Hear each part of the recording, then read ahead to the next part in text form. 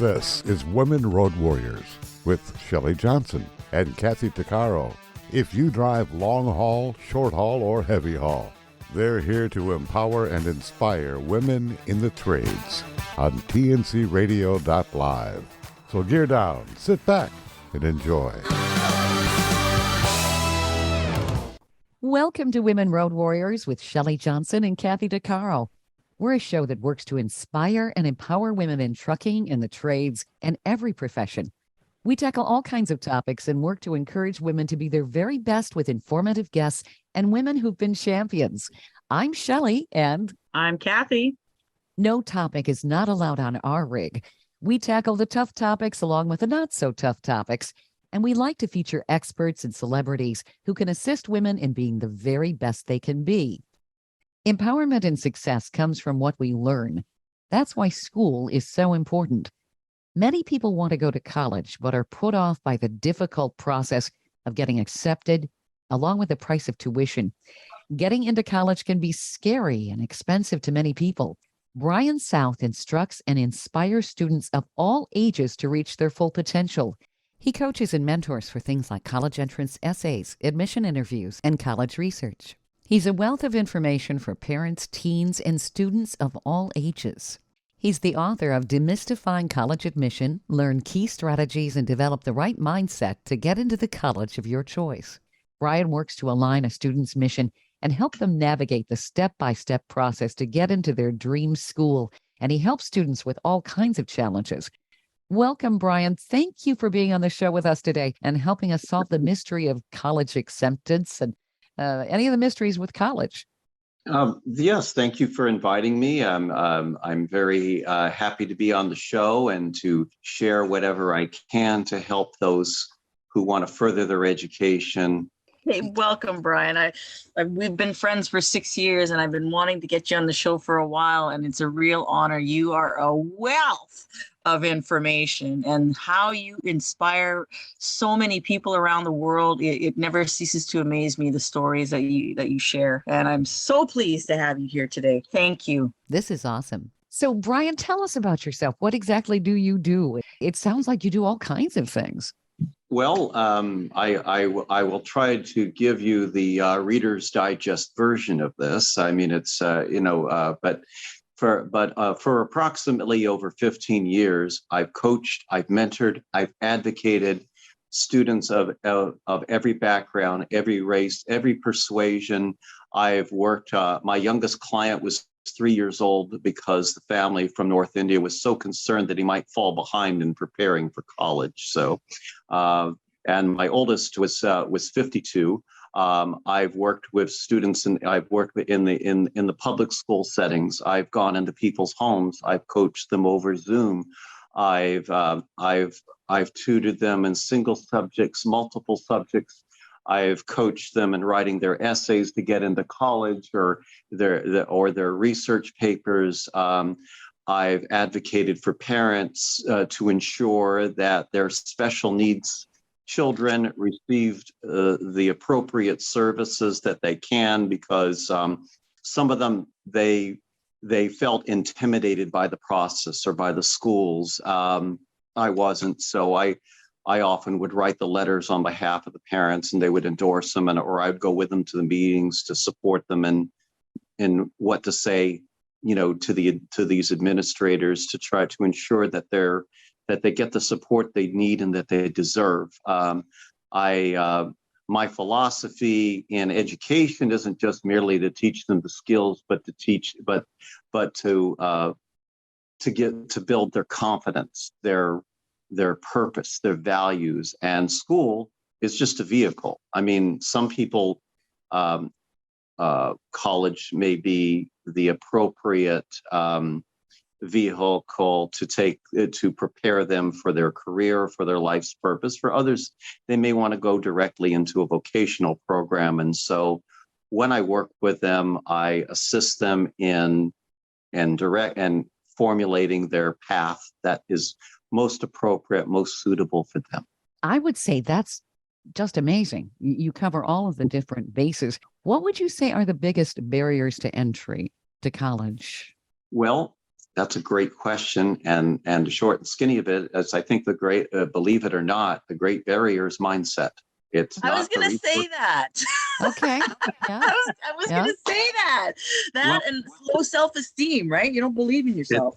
right. In fact, I had a student, and I I had the opportunity because I recorded some of our conversations when we started, and the student was shocked because the student didn't even recognize themselves, because the tone was originally meek and very reserved, and the person, after working with me for so many years, was confident and joyful and assertive.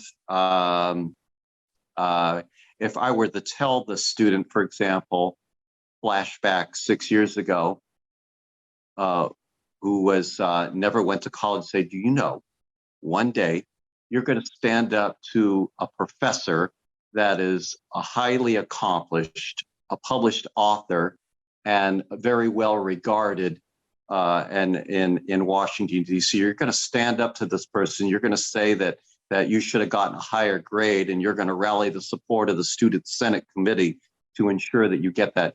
That person would have ran out of the room because that person was scared to death to even walk onto a campus. And I would drive like 120 miles a day, like 4 or 5 days a week for almost a year to convince that person to go to school before they finally did it. And they did. And that's what happened. That's so, amazing. Yeah. Wow. Mm-hmm. So going along with mindset, first of all, sure, tuition is higher. Yes, it is more competition. But then if you really think about it, was life ever easy for any of us at any time? Maybe the degree of hardship has changed, but there's always, it was never easy for me, even in the times when America was supposedly economically at its best. So what's the difference? But if you have a resilient mindset, if you have the right focus, if you have the right goals, if you're passionate about what you want to do, there's nothing that's going to stop you, because no matter how high the tuition is, you're going to find the people who will fund you. You'll find the resources to get there. You'll learn the skills to write the most persuasive essays that will encourage some supporters to empty their pocketbooks for you. It happens. It's happened. I've seen it happen.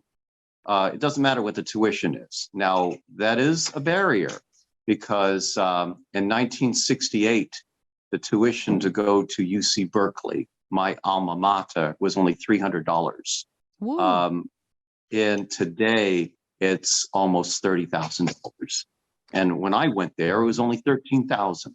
But, so just think, the people spend more on their books than what a whole 4-year university education would be in the 1960s. So yes, it is high, and it is a barrier. And there's a lot of pushback on that, but I have read there are ways around that. A lot of colleges have scholarships available, and there are people who would say, well, gee, I can't qualify for that academically. I've never been that great, blah, blah, blah.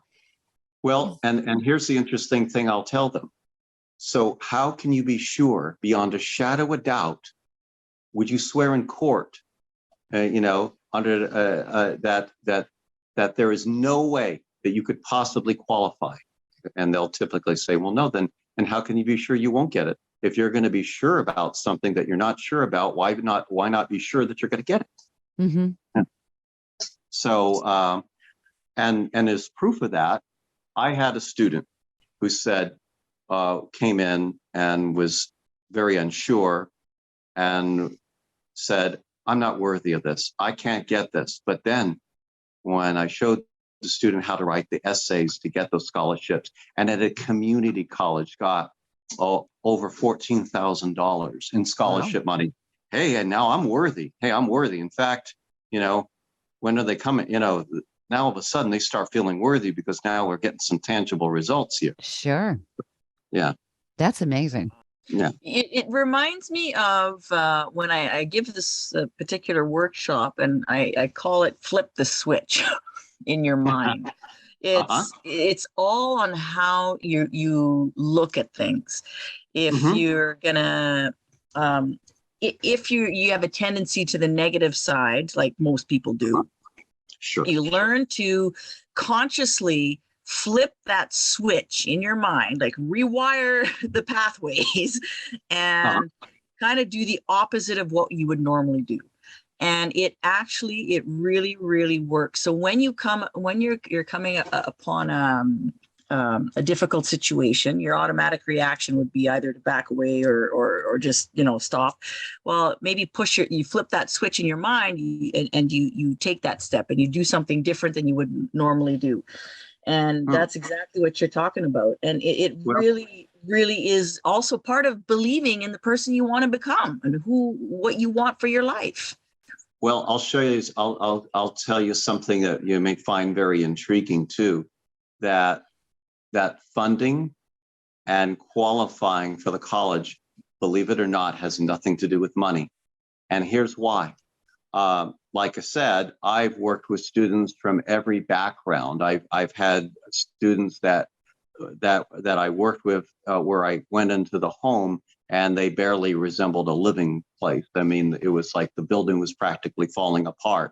I've also worked with students that were in gated communities and have an office space larger than my whole apartment for themselves.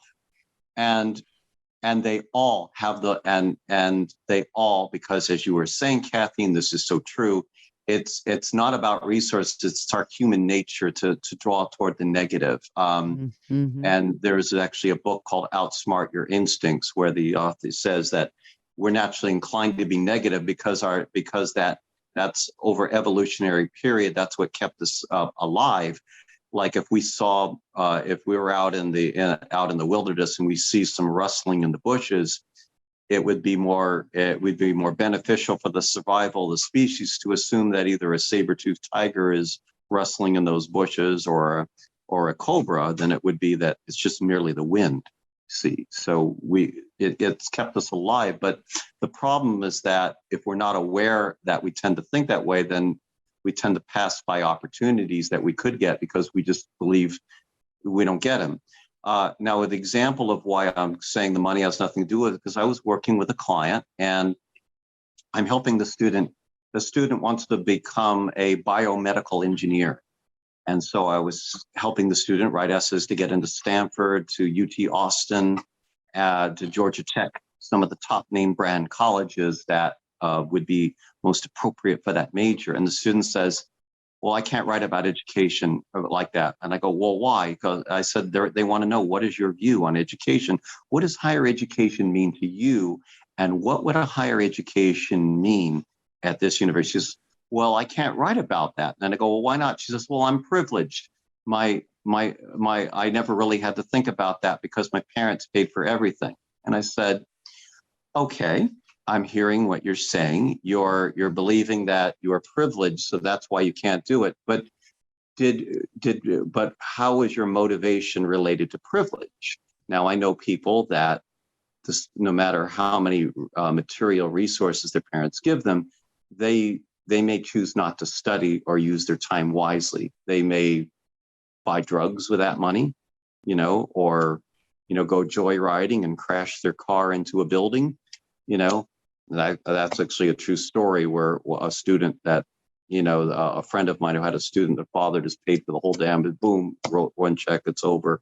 So, this student chose to get over a 4.0 GPA and took very difficult physics, chemistry, and mathematical courses. The parents couldn't make it. I explained to that student that parents didn't make you study. And even though you're saying you're doing that, because your parents are paying for you, but you wouldn't continue year after year unless there was a higher purpose deep buried in your subconscious. Maybe it's like an item of clothing that's buried in your drawer and you just need to dig it out, but it's there. What is it? And then finally, the student told me, that I actually want to serve society. I want to study biomedical engineer because I want to ensure, because a lot of people around the world are suffering and they don't have adequate resources, and this technology will sort of equalize the playing field and provide and ensure that everyone gets help, and the proper medical care and sanitation. Stay tuned for more of Women Road Warriors coming up. Industry movement Trucking Moves America Forward is telling the story of the industry. Our safety champions, the women of trucking, independent contractors, the next generation of truckers, and more. Help us promote the best of our industry. Share your story and what you love about trucking. Share images of a moment you're proud of.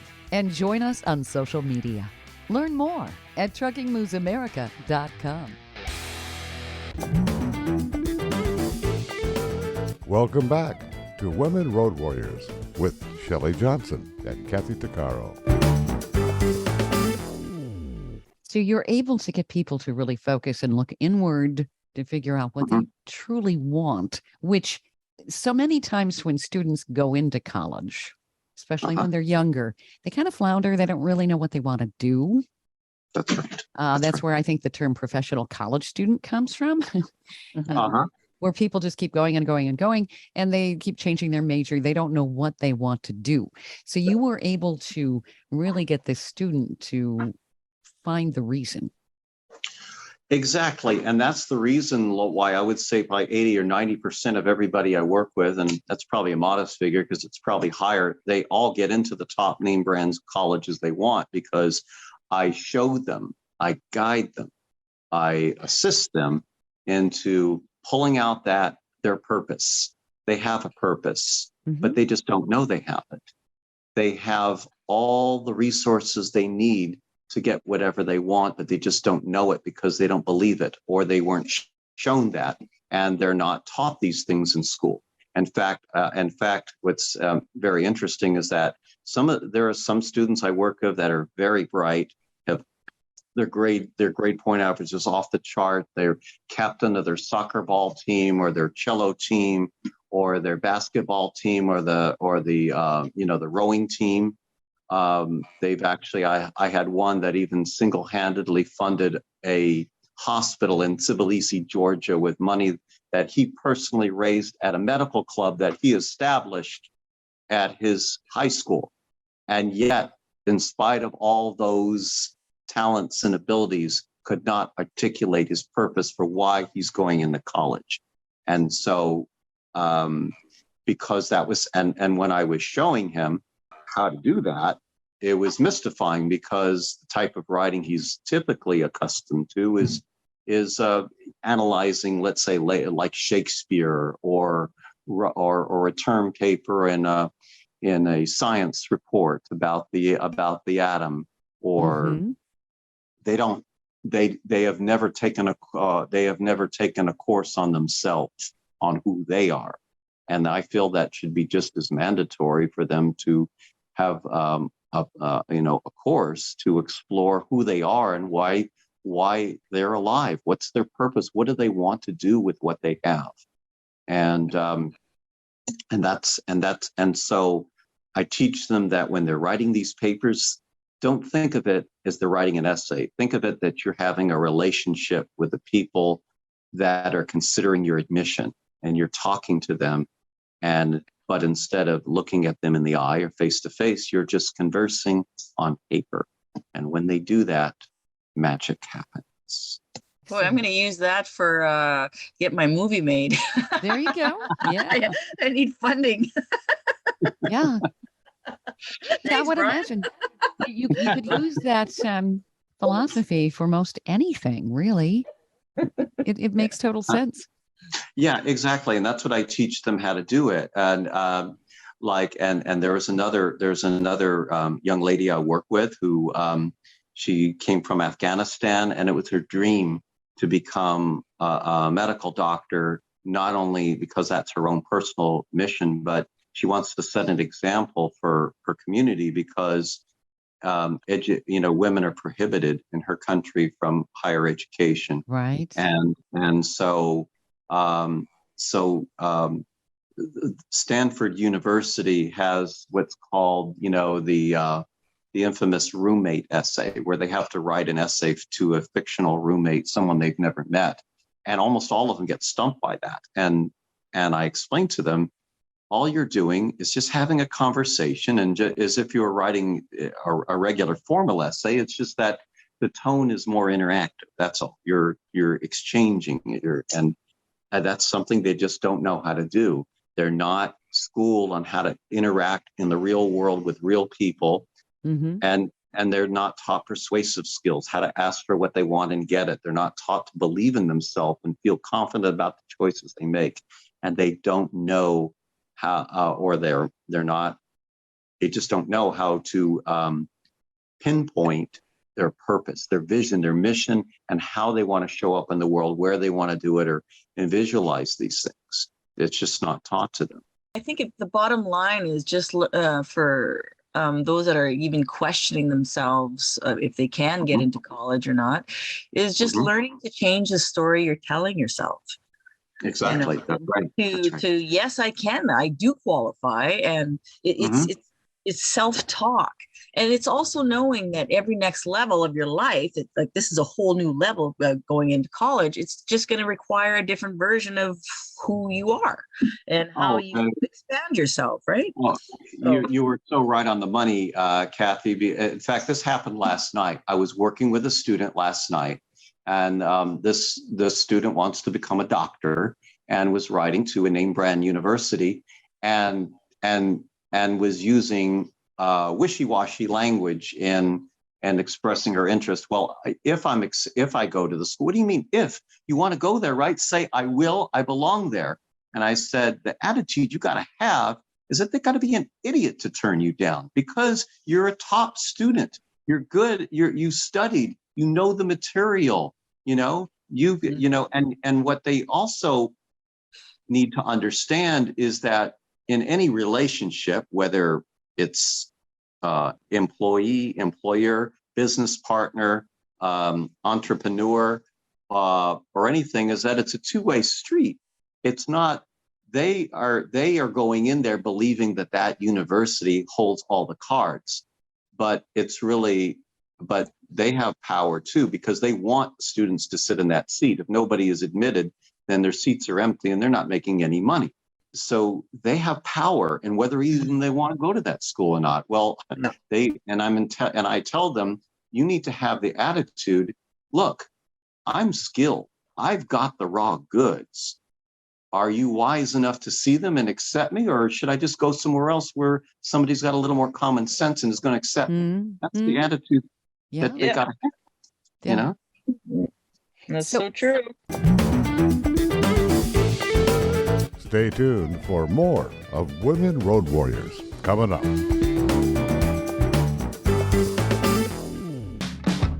Trucking Moves America Forward, or TMAF, is building a positive image of trucking by telling the story of the hardworking drivers and industry professionals who support the industry. And you can be a part of it.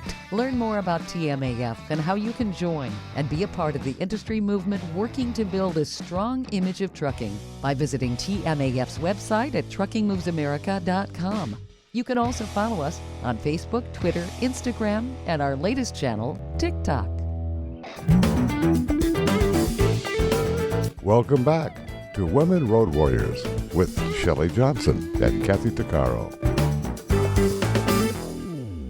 Has it gotten more complicated with universities and colleges with the essays and the admission interviews and all of that?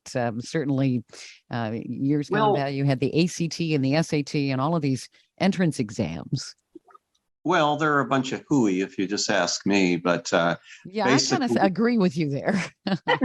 Yeah, it's all BS, if I may say so. But frankly, the good news is the silver lining of COVID is that many universities no longer require the SAT or the ACTs. They're optional. So that's a good thing. Oh, good, because I remember just hating both of those exams. Well, and the reason why you hated them is because they're bogus. First of all, they're really an offshoot of Alfred Benet's, who was because prior to the SATs, they gave standardized IQ, and the whole idea was that that if someone scored very high in the IQ realm, then they'd probably be successful. But now, we're in a movement now where people are recognizing, that emotional intelligence is equally as important as intellectual intelligence. In other words, Yeah. because I've known a lot of students who've fallen apart and have gotten in serious trouble with the law or dropped out, and they intellectually they would score off the chart, but they could still lack as confidence as anyone else. Many of them are latchkey kids because the parents are high-powered people. They both are working, and the kids left at home. And, and without the guidance, they can get themselves into some serious trouble. And I've seen that. I've worked with some students that, material. I went to this one house where I worked with a student, and I think, the TV show Highway to Heaven could have used their house because it was like walking to heaven. It was like this big, long driveway. It took me 15 minutes to walk to their front door. It was that big. Jeez. Just from my own personal experience with meeting thousands of people, and there's every case is different, and every person is got their own story and stuff, but there's always that one that kind of stands out that touches your heart more than others. And I know I've had a few that just I can't forget, and they've so impacted my life. I guess it's a two-way street. I've impacted their life and they've impacted mine. And absolutely, is there one that you could share with us who has made that impact in your life, or vice versa? That is a great question. That is a great question, and I would say one person who actually impacted my life was one of the students I actually worked with. How shall I say it? Well, when I started to work with a student, I was 12 years old at the time, and the parents hired me because he was failing in school and he was very depressed. But after I started working with him for about a year, he did exceptionally well in all of his classes. But that isn't the main thing. What I mean, as far as touch, is that he's shown exceptional gratitude for the support that I gave him. In fact, the student wrote the foreword for my book. Oh, wow. Very cool. Yeah. And has always been very grateful and appreciative towards what I've done. And that was very inspiring for me and encouraging for what I've been doing, for the work I've done, because I offer the same dedication and support for everyone I work with, regardless of how they show up. But when there are those who genuinely show appreciation, gratitude, and that's very touching for me. You work with so many different people. You tutor, mentor, and advocate for peacekeepers, and you have services that advocate and provide college planning, scholarship support for foster youth, victims of crime, the incarcerated. Yeah. So people who would never dream of going to college, you enable them to do that so that they can change the course of their life. It's terrific. Yeah, some people have. Yeah, I did for about 6 months. I tutored a student in juvenile hall. Yeah, he was only 14 years old and was sentenced to life in prison. Wow. And I worked with him. Yeah, I'm not sure why he got that kind of a sentence, because my understanding was how shall I say this? He retired his abuser,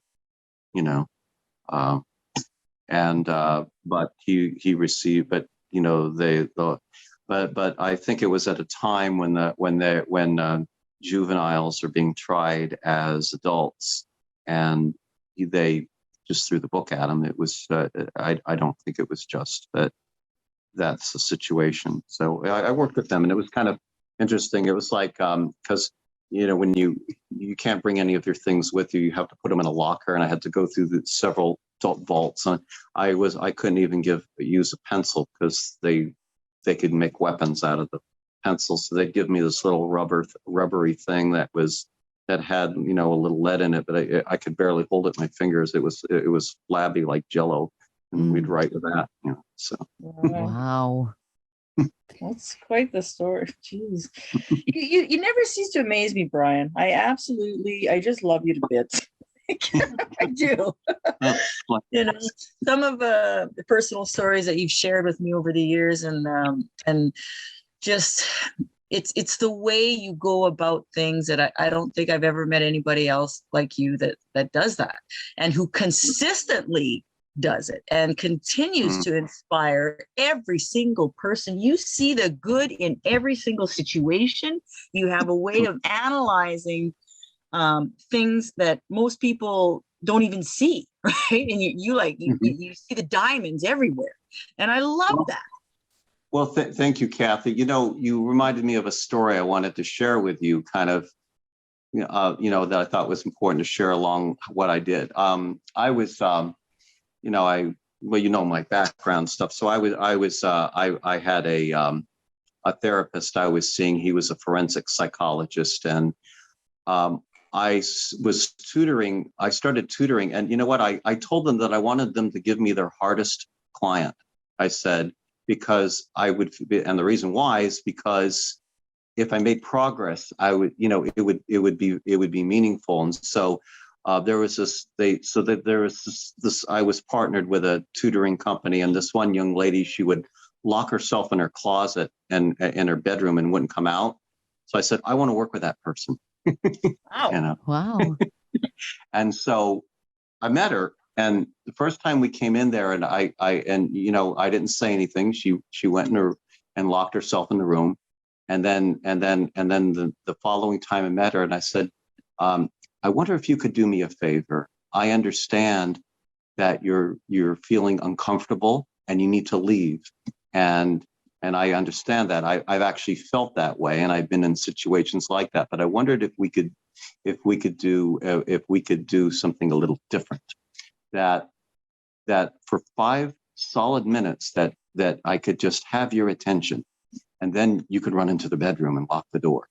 Can we do that? Can we just try that? And she says, okay, all right, we'll do that. So we did that. And, you know, I use this principle, you know, they call like the burning frog effect. I mean, if you put a frog in the water, you generally increase the water. They don't realize the water is boiling. So I kind of use that same principle in working with her. I said, well, you know, you were able to handle 5. Can you handle 6 minutes today? And every day or every other time we met, I'd add a minute. And before I knew it, she was able to sustain over a half hour of attention with me. And we were able to get through the course. And there was another one where the parent was a hoarder, and you know, the stuff, and the student didn't talk for a whole month, didn't say one word, and we would sit across, and then and the teachers, I had permission to write to the teachers to get help, and the student didn't even they were saying how frustrated they were because she wasn't talking, and I just pretended like she was answering. I'd say and not even think about it.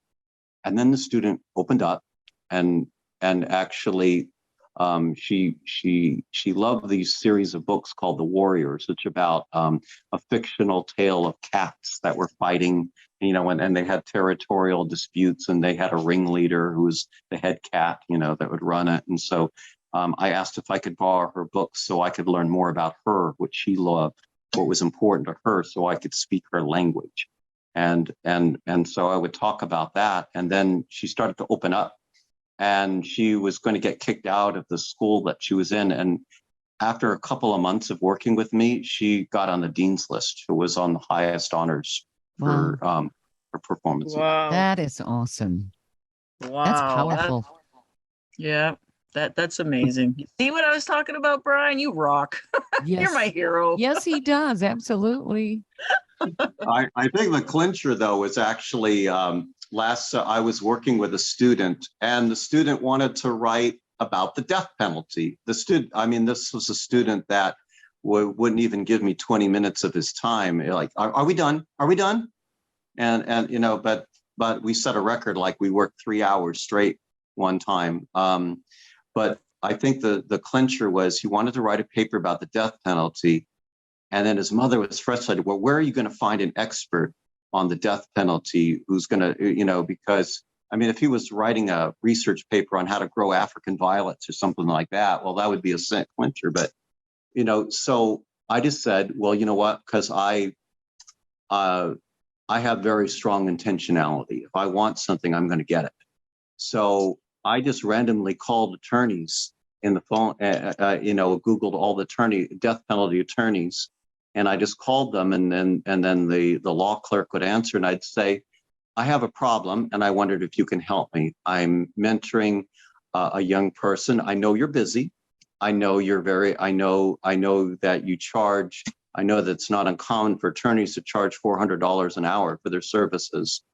And I'm going to ask you something very outrageous, but I need your help. I'm working with a young man, and I know that if the attorney volunteers your time, it will change his life forever. Can you help me out with that? And I just called dozens of them, and one of them actually called back. And this attorney just happened to be the top death penalty attorney in California, was voted Attorney of the Year, handled hundreds of high-profile criminal cases, and even was dealing with some controversial murder cases that she was preparing for that week, and volunteered and actually went on a Zoom call with my student. Oh, wow. Wow. That's amazing. Wow. Yeah. And you have countless of those stories, do you not? Yeah. Yes, you do. Yeah. And that's an inspiration to the people you're helping, so that they have to be inspired to go in the right direction, because you've proven that you've helped so many people, and you will go to all lengths to help them, which is terrific. Yes, I will. I will do anything, because I won't stop at anything. I don't worry about getting embarrassed or bothered about anything. I'll run up to somebody in the middle of the street and stop them and get them to do it, and I won't have any problem with that whatsoever. But the point of my doing that was not only to help the student get that research paper done, but it also will answer, it's to show them. And just as I'm showing you, well, how are you going to afford college?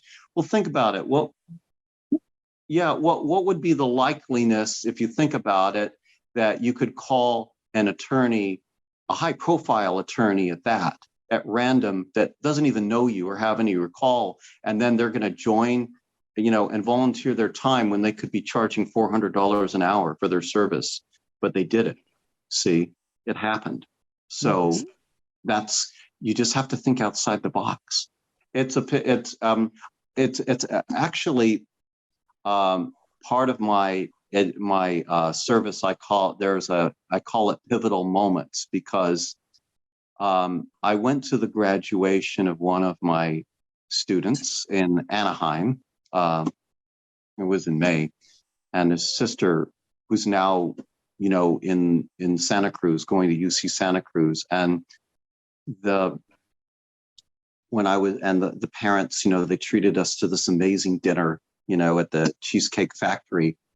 And the girl, who's now 21 years old, held up her cell phone and said, she showed me the website that I originally used to teach her how to tell time with an analog clock when she was 9 years old.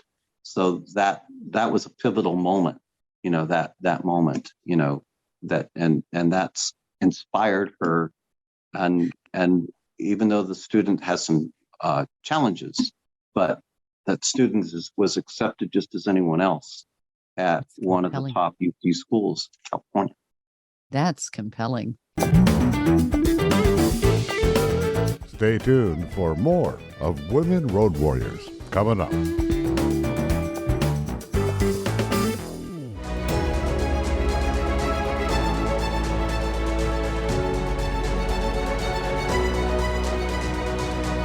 Kathy Tuccaro is nothing short of amazing.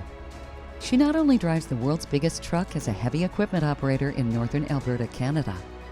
She's an international motivational speaker and the author of Dream Big, an autobiography about overcoming a lifetime of trauma and abuse that led to dreams of success. Kathy inspires people the world over to change their lives and improve their self-worth. Her book will change your life.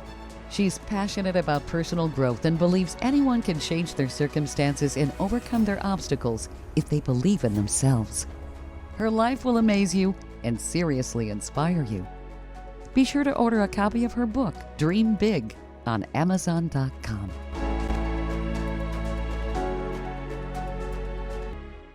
Industry movement Trucking Moves America Forward is telling the story of the industry, our safety champions, the women of trucking, independent contractors, the next generation of truckers, and more.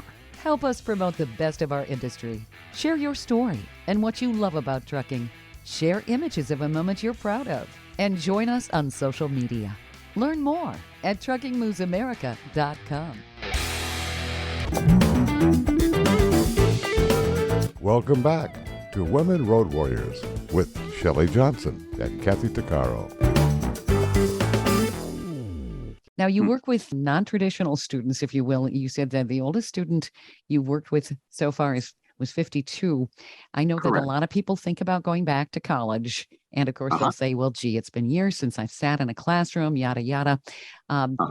Is the barrier to entry maybe a little bit modified for the non-traditional student? Do they give life credits so that maybe they can clamp a class and that can help speed their process to getting a degree or certification in some sort?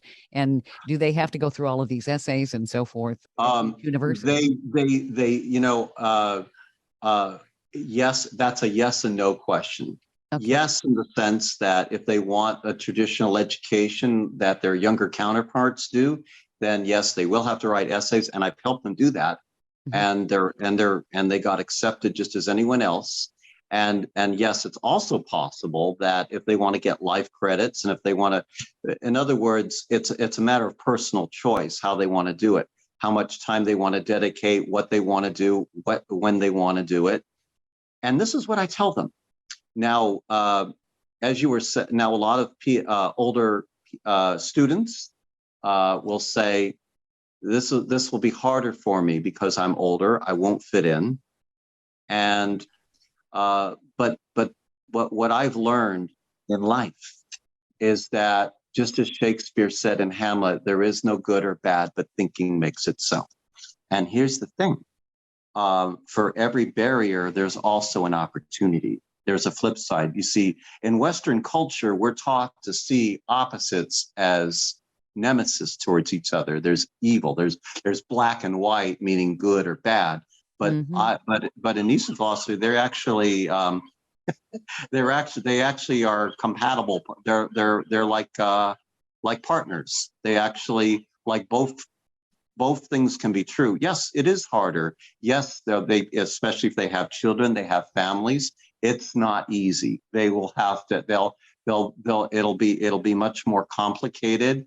And if they're committed to a partner, either marriage or someone, then they have to work with that person, because if they're fortunate, the person that they're connected to supports their educational dreams and will support them. But if that person sees that attention is not going to them, it's going to the school, some relationships get broken up because of that, because it's a deal breaker. Yeah. So those are problems. Those are real problems. But on the other hand, what I told one student that went through school and did well is that being older has tremendous advantages that the younger start. First of all, you've lived and had, I told them, experience that they don't have. A lot of things that you take as common sense, they're just learning for the first time. Sure. Like some of the younger students, they've never had an apartment on their own. They've never balanced a checkbook. They've never even washed their own clothes. And but an older student, may have had children, may have obviously washed clothes, cooked, had jobs, understands the business world. And the other fringe benefit that I told them, the secret, is that the teachers will probably relate to them differently than they will. In other words, they'll see the younger ones like their children, and we're the adults. But they'll see you more, I told it, as equals, because you're really the same one, and they'll probably give you some insider information, or because they won't be able to help themselves because you look too much like them or resemble them. So there's actually a lot of advantages to being older. and it's an easier sell to teach them about their mission and vision, because they're already halfway there already. They're thinking, hey, look, the clock is ticking, I better start getting my acting gear, because if I want to go to college, or if I want to pursue that dream that I've always wanted, now is the time to do it, because half my life is already, chronologically, I wouldn't say we don't know how long we have, but if you're looking purely in numbers, if they were, they're no longer in their 20s, they're the 40s or their 50s or their 60s, and lots and lots and lots of people in their 30s, 40s, 50s, 60s, even 70s or 80s have gone back to school, have gotten their degree. And you know what I tell the ones that are starting and think about, once you get that degree, you have it. It won't matter when you got it. No one's going to say, did you get this degree when you were 20, or did you get it when you were 50? Right. It won't matter. Yes.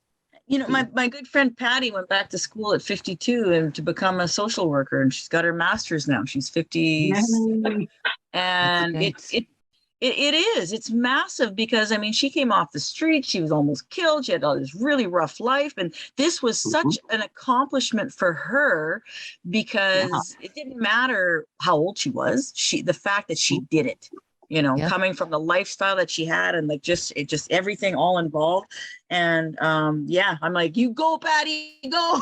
Well, and it's beautiful. What I tell them, you've got to be like a coffee maker. You're filtering out you filter out the particles where, the naysayers, the beliefs, they stay in the top filter, and all the good stuff goes to the bottom that you're going to savor. And that's the education. You got to think about it that way. I like that.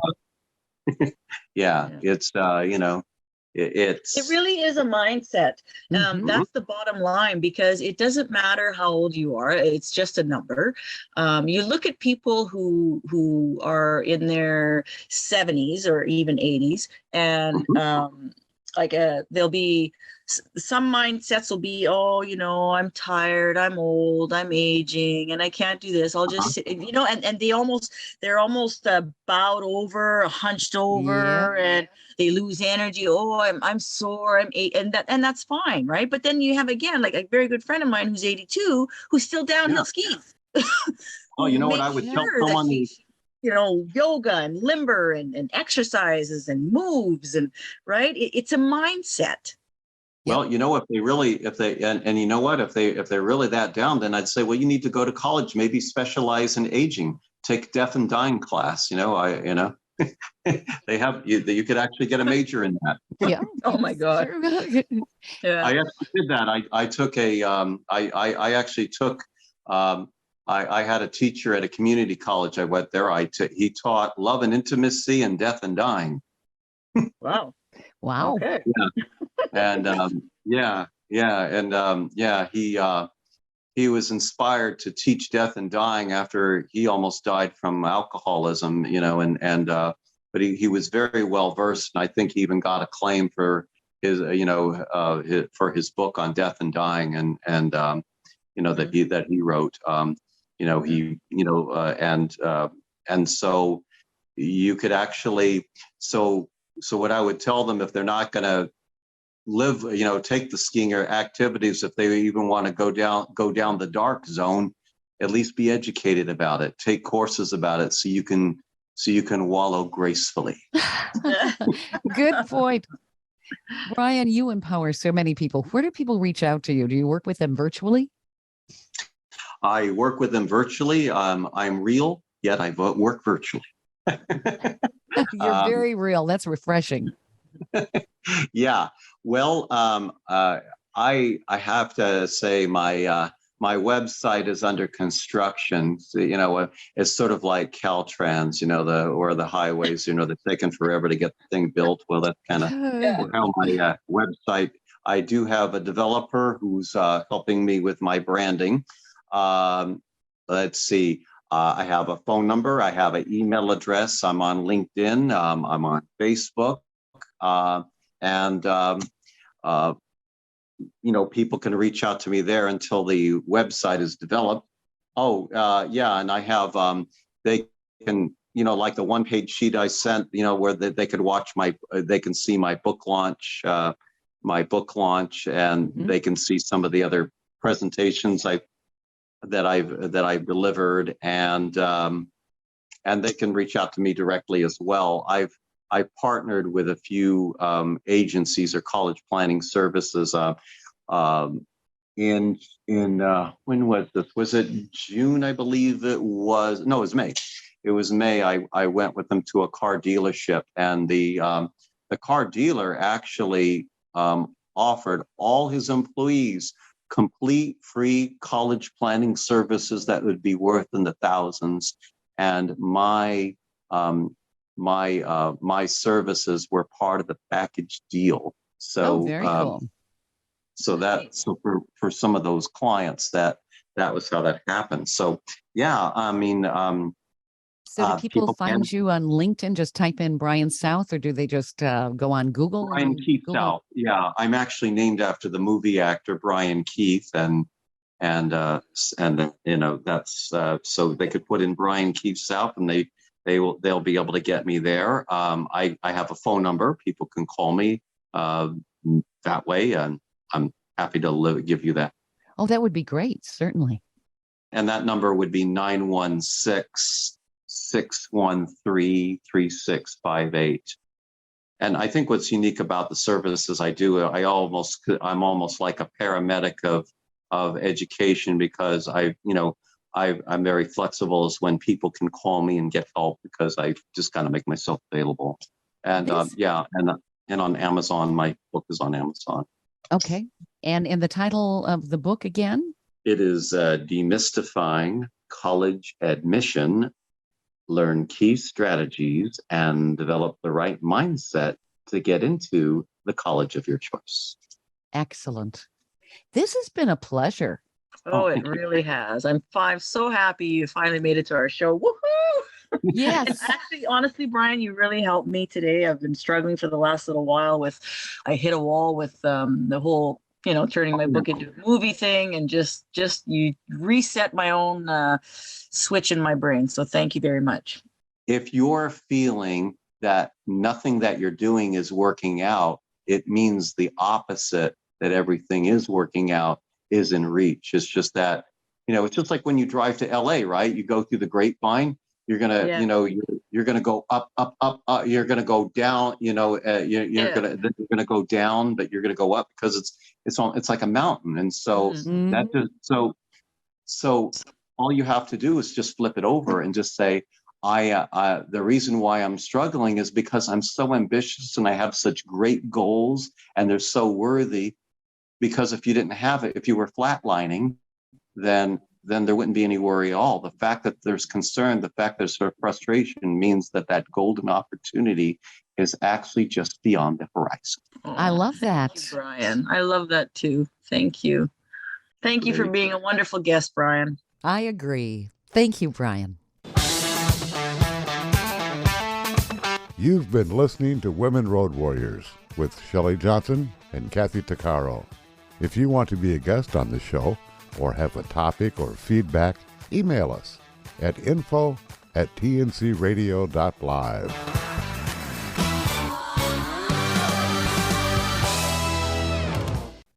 Thank you for listening to another great interview on tncradio.live. And don't forget, be sure to subscribe to our podcast of Women Road Warriors. It's free.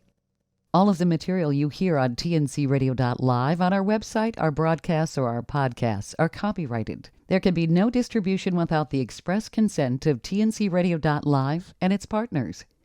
For inquiries, write us at info@tncradio.live.